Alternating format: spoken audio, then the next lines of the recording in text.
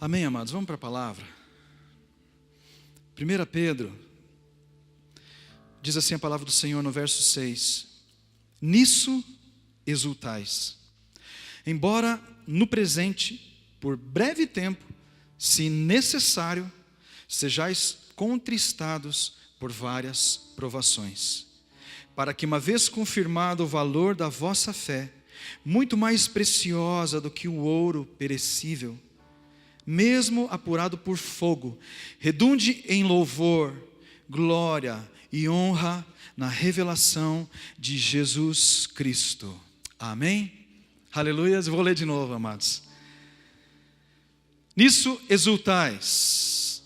Amados, ele está dizendo para nós exultarmos em algo muito importante que ele está compartilhando conosco.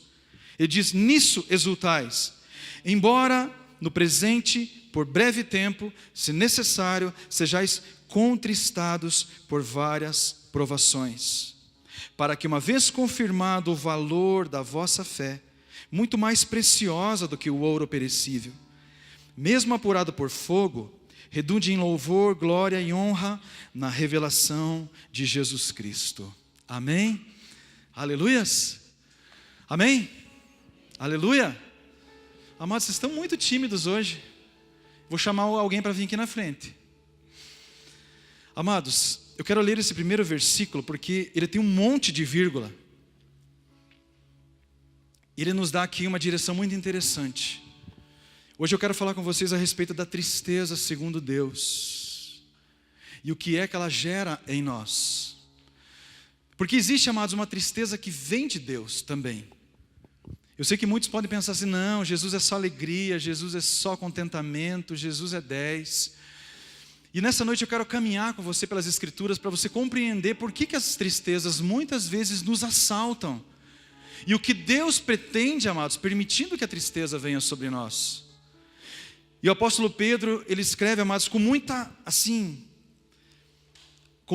cautela, eu diria. Ele escreve dizendo assim, nisso exultais, embora, vírgula, no presente, que época que nós estamos vivendo? O presente. No presente, vírgula, por breve tempo, vírgula, se necessário, vírgula, amém? Sejais contristados por várias provações. O que o apóstolo está dizendo, amados? Que isso não vai ser uma regra. Caiu alguma coisa aqui? Tem problema. Tem problema. Depois a gente arruma. Pode voltar a olhar para mim. Amém? Aleluias. Ele está dizendo o seguinte, isso não é uma regra. Por isso ele escreve com tanta cautela. Mas ele está dizendo assim, pode ser que agora, no presente, se for necessário, por um breve tempo, diga comigo, breve tempo. Isso vocês falam com força, né? Amém. Mas ninguém gosta de tristeza, ninguém gosta de deserto, ninguém gosta de tribulação. Mas elas são necessárias, essas épocas da nossa vida são necessárias. Mas ele está dizendo aqui, gente, isso não é uma regra, mas eu quero que vocês entendam que isso vai acontecer. Isso pode acontecer com você.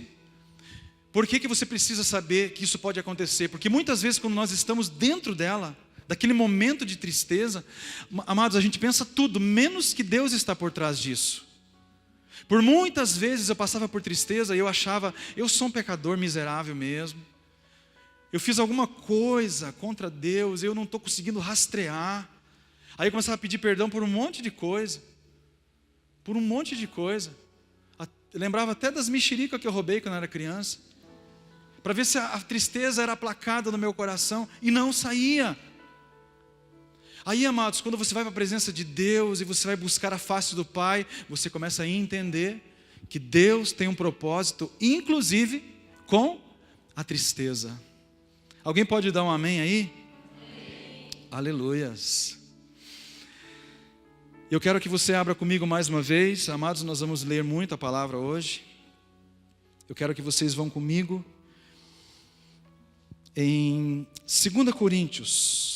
Eu preciso respaldar muito bem o que eu quero falar nessa noite. 2 Coríntios, Paulo agora escrevendo à igreja de Corinto, no capítulo 7. 2 Coríntios, no capítulo 7.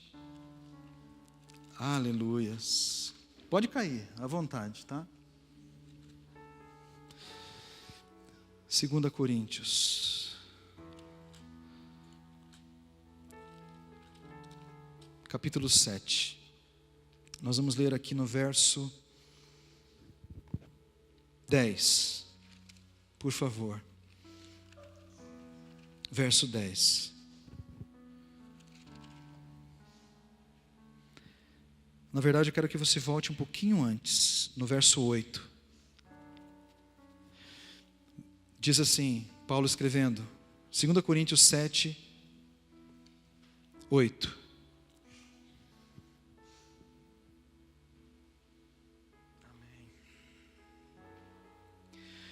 Porquanto ainda que vos tenha contristado com a carta, não me arrependo.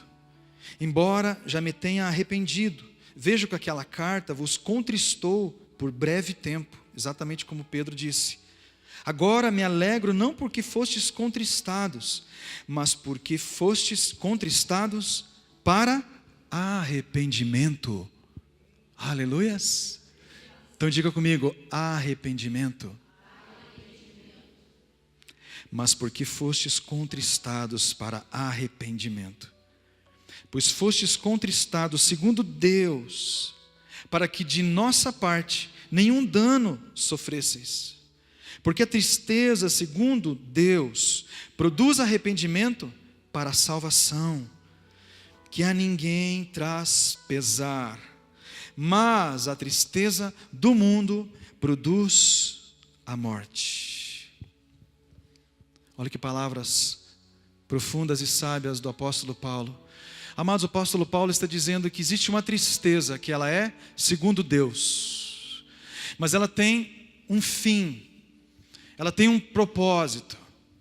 Deus muitas vezes vai permitir que circunstâncias difíceis venham sobre nós, amados, para que haja um quebrantamento em nós.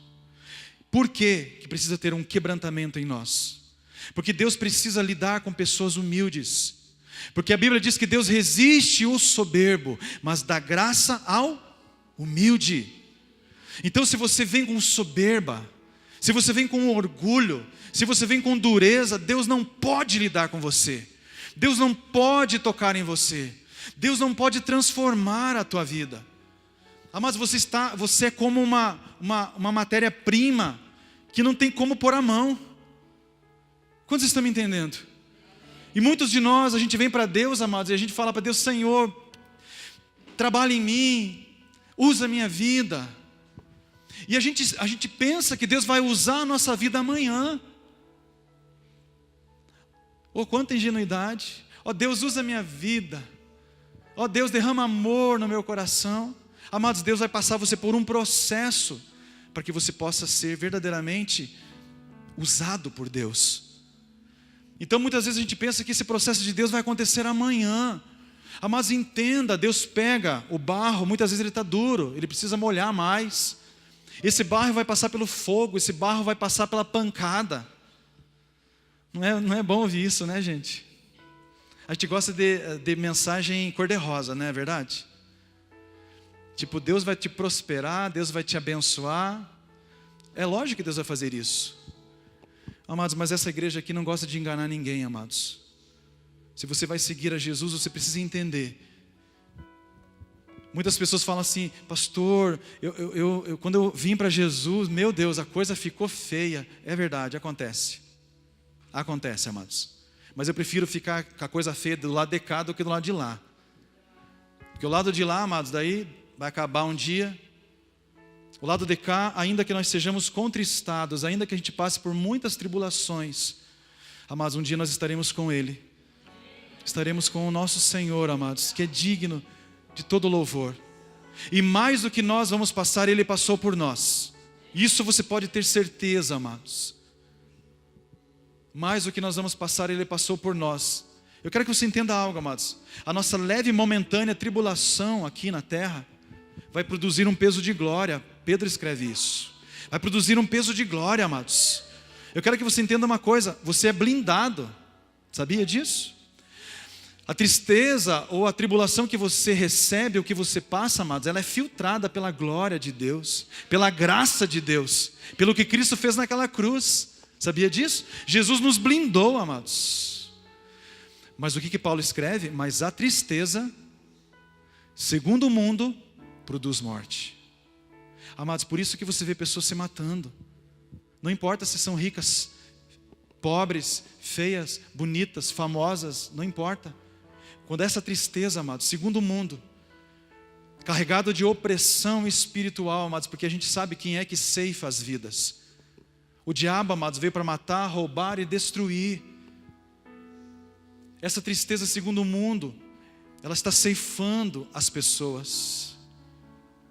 A tristeza, segundo Deus, amados, não faz isso. A tristeza, segundo Deus, ela nos depura, ela nos quebranta o nosso coração. E quando nós estamos quebrantados e a gente vai para a presença de Deus e fala: Senhor, Senhor. Como Jesus uma vez contou a parábola de um publicano e de um fariseu que foram ao templo a orar.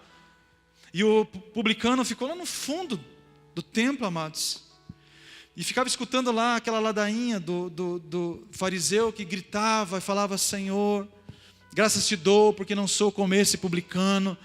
Eu jejuo, eu dou meu dízimo, toda aquela coisa. E lá no fundo do templo estava o publicano, com o coração quebrantado. A Bíblia diz que ele nem levantava a sua cabeça, ele só batia no peito e falava: "Sê propício a mim, sê propício a mim, Senhor. Seja propício na minha vida, Deus, porque eu sou pecador, eu não sou merecedor."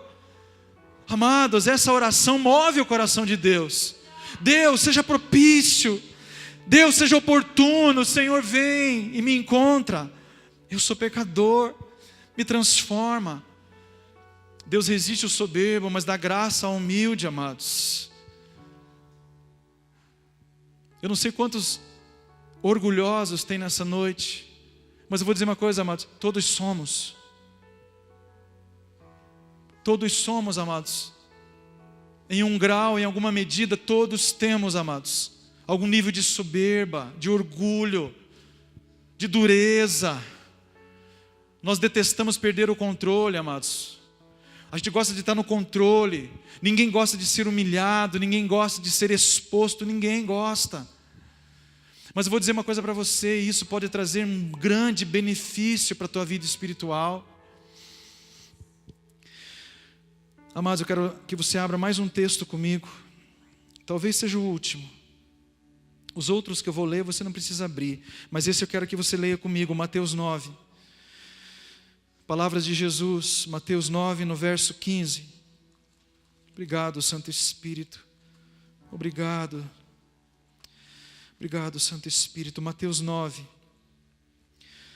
no verso 15, amados, por favor. Glória a Jesus.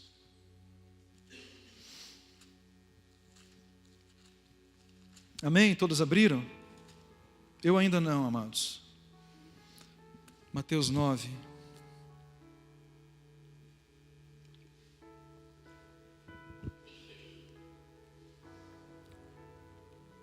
Antes do verso 15, eu quero que você leia o 14 comigo.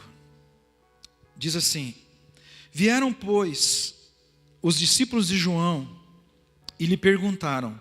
Perguntaram para quem? Para Jesus. Os discípulos de qual João? João Batista. Por que jejuamos nós e os fariseus muitas vezes, e teus discípulos não jejuam? Respondeu-lhes Jesus: Podem acaso estar tristes os convidados para o casamento, enquanto o noivo está com eles? Dias virão, contudo, em que lhes será tirado o noivo, e nesses dias hão de jejuar. Ninguém põe remendo de pano novo em veste velha, porque o remendo tira parte da veste e fica maior a rotura. Nem se põe vinho novo em odres velhos, do contrário, rompem-se os odres, derrama-se o vinho e os odres se perdem, mas põe-se vinho novo em odres novos e ambos se conservam. Aleluia! Eu quero ler de novo o verso 15, amados, onde Jesus responde: podem acaso estar tristes os convidados para o casamento, enquanto o noivo está com eles? Dias virão, contudo, em que lhes será tirado o noivo, e nesses dias hão de jejuar. Amém?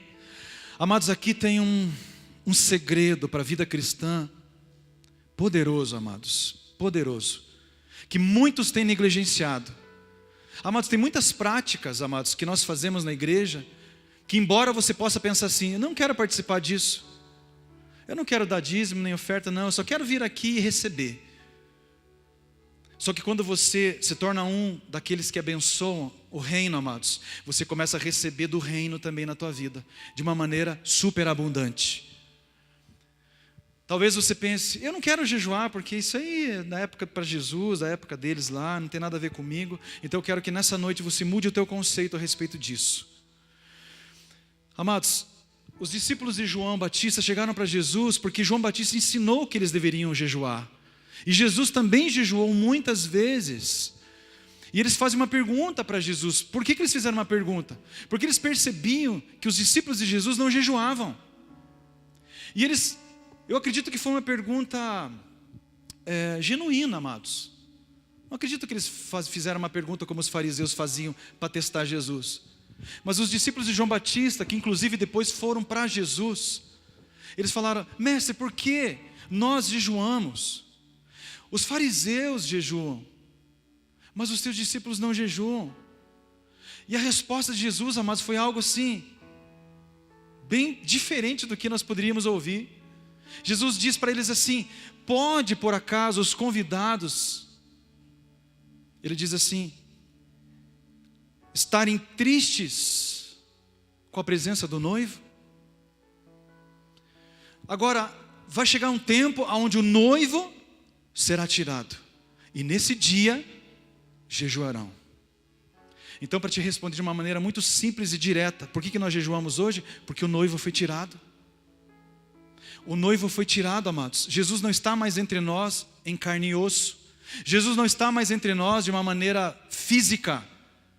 Jesus, ele está com a sua presença espiritual entre nós. Sim, e é por isso que nós jejuamos.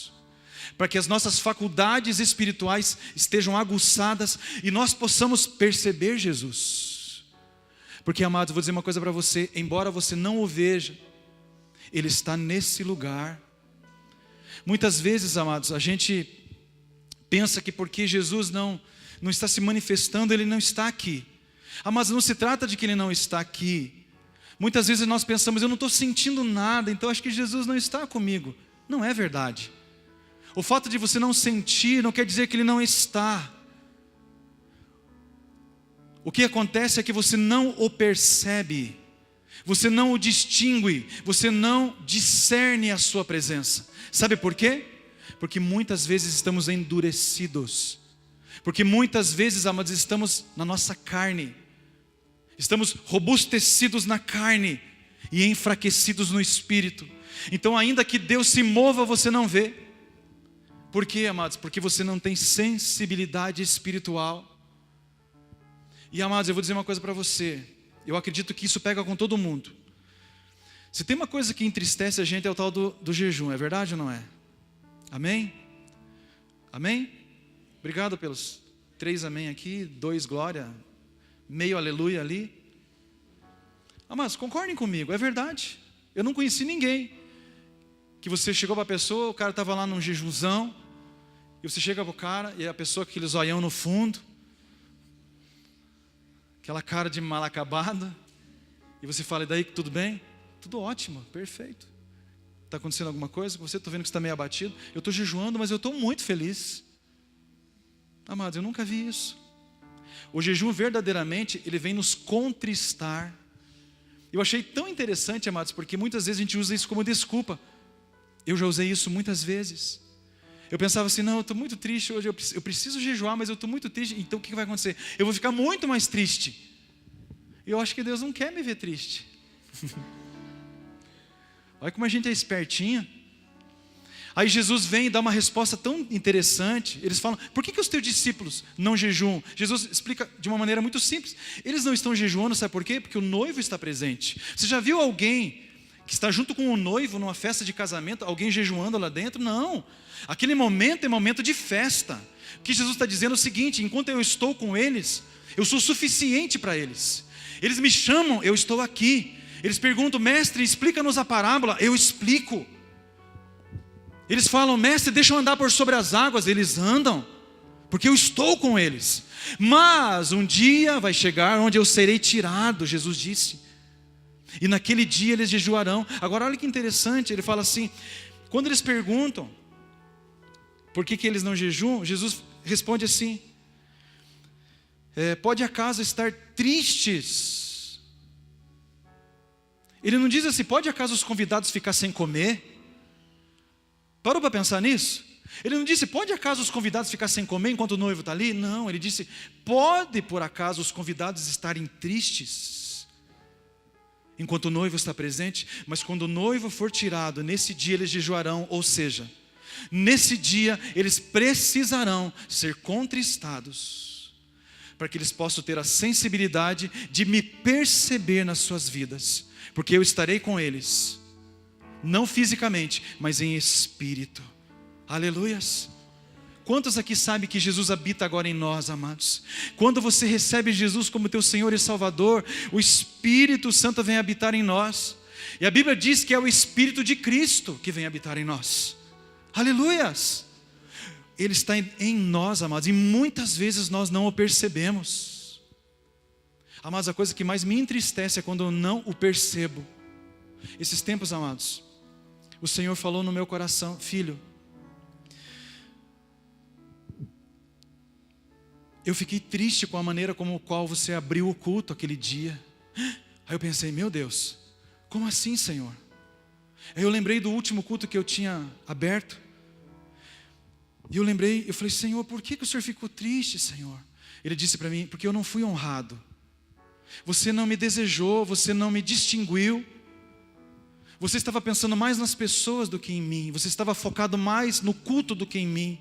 Você estava mais preocupado com o que as pessoas estariam pensando do que o que eu estaria pensando. Mas eu fiz um flashback, eu voltei e eu lembrei, e verdadeiramente, amados, eu estava assim muito atribulado, eu não consegui me sintonizar, e eu fui no automático, amados. Eu estava aqui no automático e eu abri. E eu não tenho problema nenhum em falar isso para vocês, porque eu sou gente, eu não sou semideus.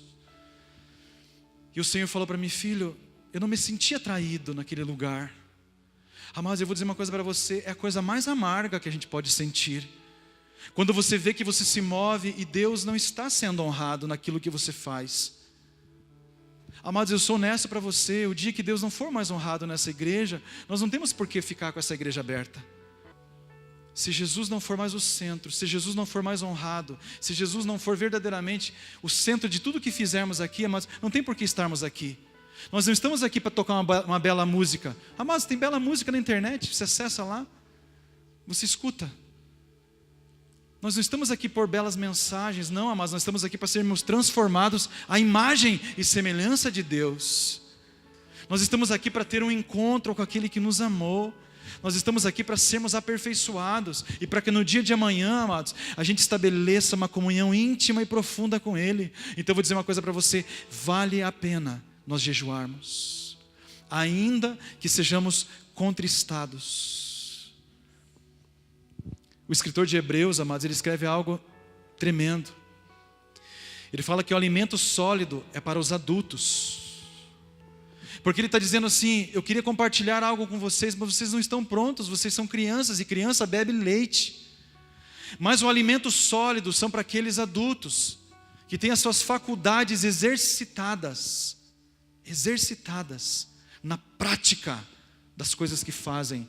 Então eu vou dizer uma coisa para você, tem coisas em Cristo Jesus que você tem que praticar. Você tem que praticar. Diga comigo, eu tenho que praticar. Nós precisamos orar. Nós precisamos jejuar. Nós precisamos abençoar. Amados, se ninguém abençoasse o reino, você estaria livre. Mas porque tem uns que vão lá, amados, e são fiéis, e abençoam. Então, amados, você não tem desculpa. Você só tem uma opinião, e Deus não está nem aí para a tua opinião, muito menos para a minha.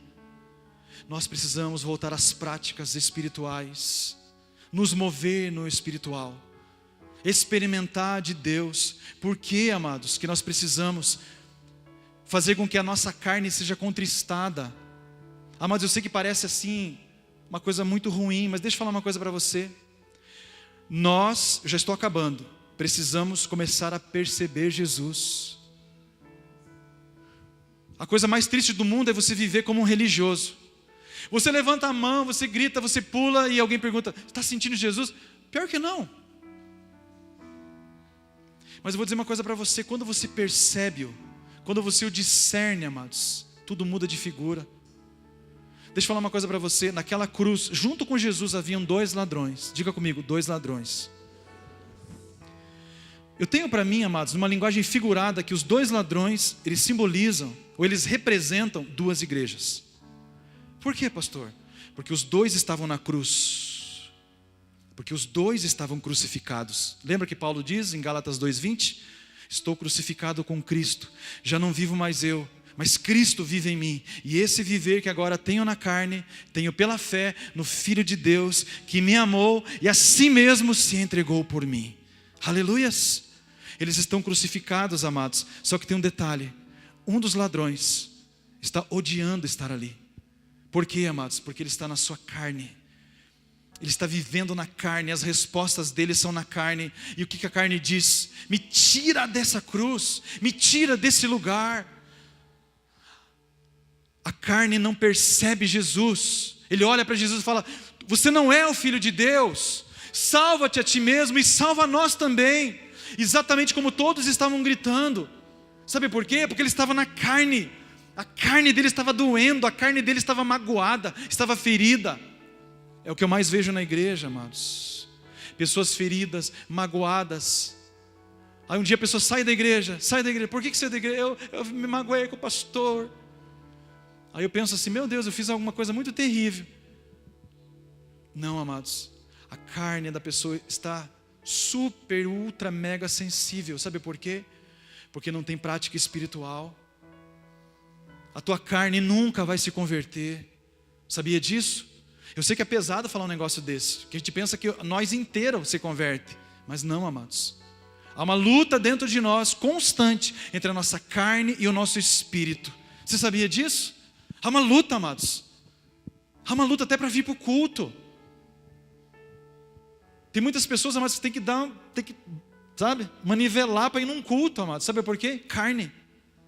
Não está experimentando mais viver uma vida no Espírito, experimentar de Deus. Tem algum problema isso, pastor? Tem para você.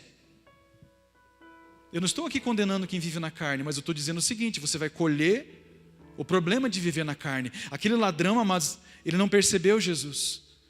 Ele não sabia quem era Jesus.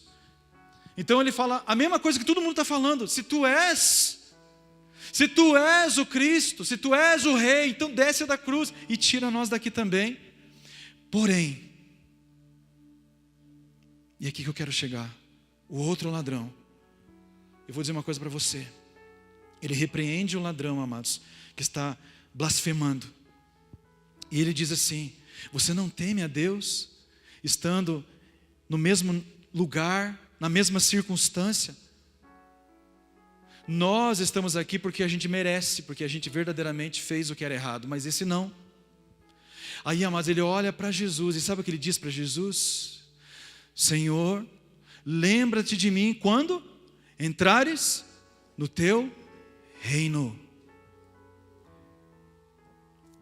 Ele foi o único que discerniu, que percebeu quem era Jesus ali. Ninguém sabia quem era Jesus, nem os discípulos. Pega isso no teu coração. Nem os discípulos sabiam que Jesus era o Rei da glória, o Rei dos reis. E por que aquele homem sabia que ele era o Rei? Porque ele disse: lembra-te de mim quando entrares no teu reino. No teu reino. No teu reino. Eu sei que tu és o Rei. Eu sei que tu és o rei. Mas aquele homem, amados, ele estava no Espírito, porque é só pelo Espírito que você discerne. Paulo escreve aos Romanos: o Espírito de Deus testifica no meu espírito que eu sou filho de Deus. As revelações que nós temos a respeito de Deus, da sua paternidade, são revelações que vêm no nosso espírito, através do Espírito Santo. O Espírito Santo revela ao nosso espírito, não revela para a tua carne. Amados, eu não tive uma prova de que Deus era o meu Senhor, de que Jesus me amava na minha carne. Quando eu me converti, amados, Jesus não apareceu do lado de um anjo, com um chicote de fogo, com raios e trovões, não, amados. Ele veio dentro de mim. Foi uma informação que eu recebi no meu espírito. Ele, ligou o meu espírito.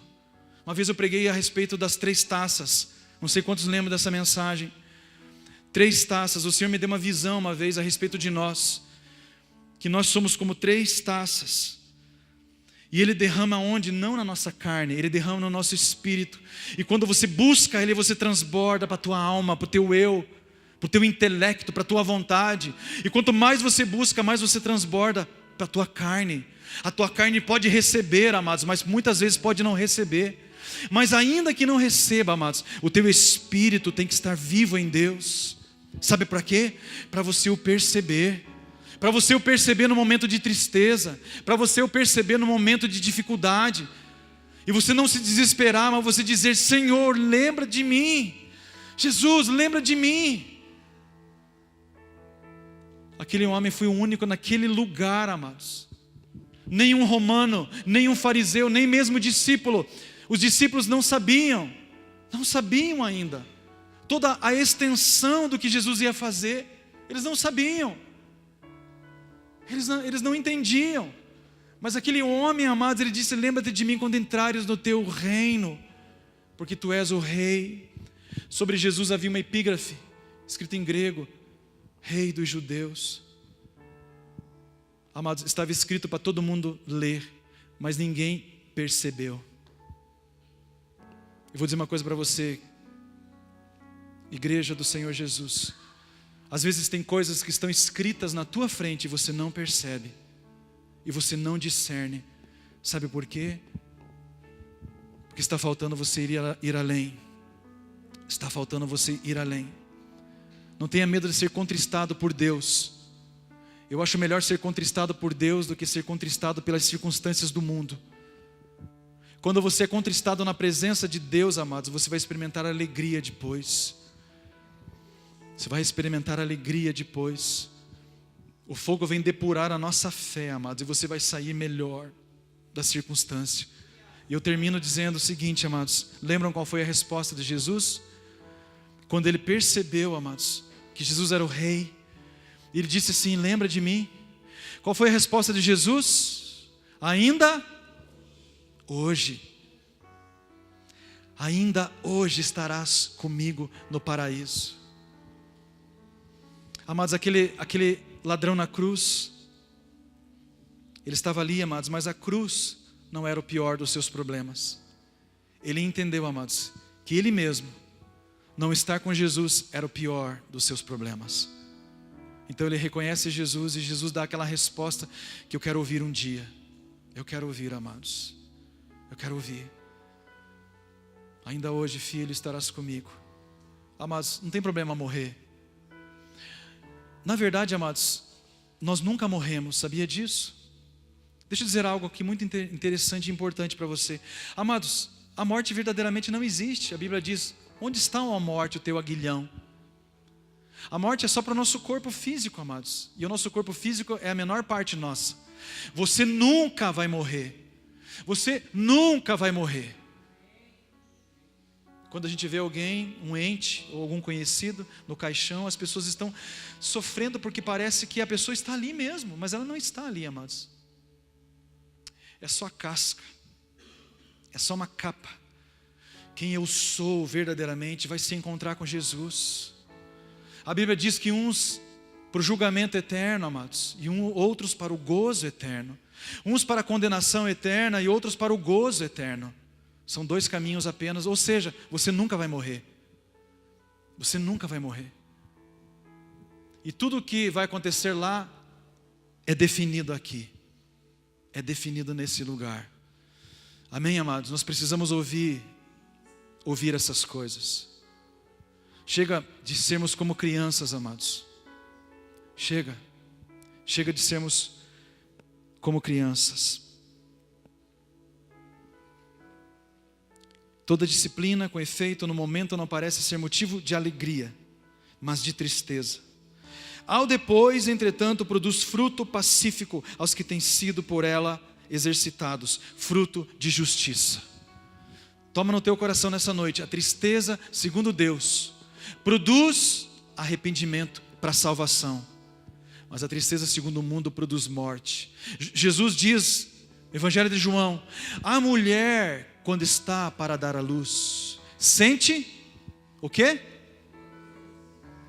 Sente o quê? Não, vocês têm que ler mais Bíblia. Sente tristeza.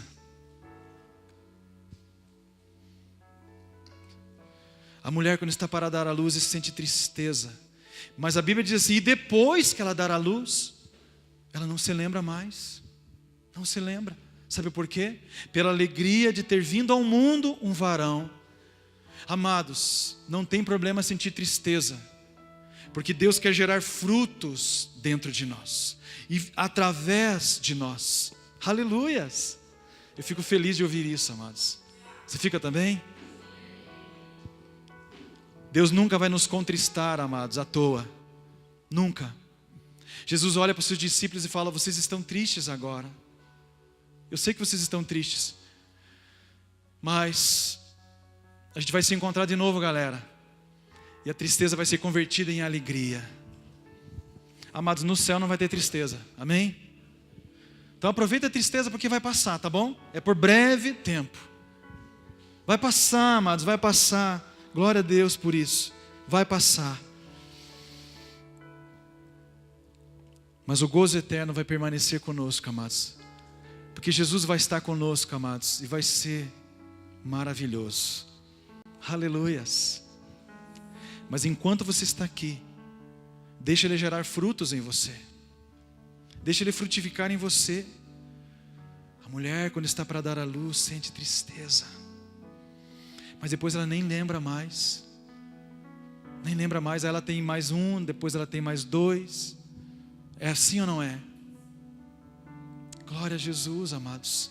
Glória a Jesus. Quantos a partir de hoje vão olhar para a tristeza de uma maneira diferente? Amém? Nem todos. Então vocês ouçam a mensagem depois lá, tá, gente? Porque verdadeiramente, amados, se tem uma coisa que Deus não vai poupar você, é de passar por tribulações. Eu sei que é maravilhoso ser ovelha. Salmo 23 começa dizendo, o Senhor é meu pastor, nada me faltará, deitar-me faz em verdes pastos, leva-me a águas tranquilas. Aí de repente, o que é isso? O que é isso no meio do Salmo? O que é isso, meu Deus do céu? Vale da sombra da morte? Ninguém me falou disso quando eu aceitei Jesus. Não é vale da sombra da vida, não. Só que depois, amados, a Bíblia diz assim, preparas-me uma mesa na presença dos meus adversários. Aleluias. Aleluias. Vamos orar nessa noite, amados? Vamos ficar em pé? Fica de pé comigo. Em nome de Jesus. Santo, santo és, Senhor. Vamos adorar o Senhor nessa noite. Eu quero que você abra sua boca, seus lábios, e adore ao Senhor. Adore ao Senhor. Eu quero ler esse último verso do Salmo 23 que diz, bondade e misericórdia certamente me seguirão todos os dias da minha vida, e habitarei na casa do Senhor para todo o sempre. Aleluias, aleluias. Eu preciso ler de novo. Bondade e misericórdia. Diga comigo, bondade e misericórdia certamente me seguirão. Amados, vou dizer uma coisa para você, tem algo seguindo você nessa noite. Aleluias. Quando você for para a tua casa, amados, vai ter algo seguindo você. O que é? Bondade e misericórdia. Todos os dias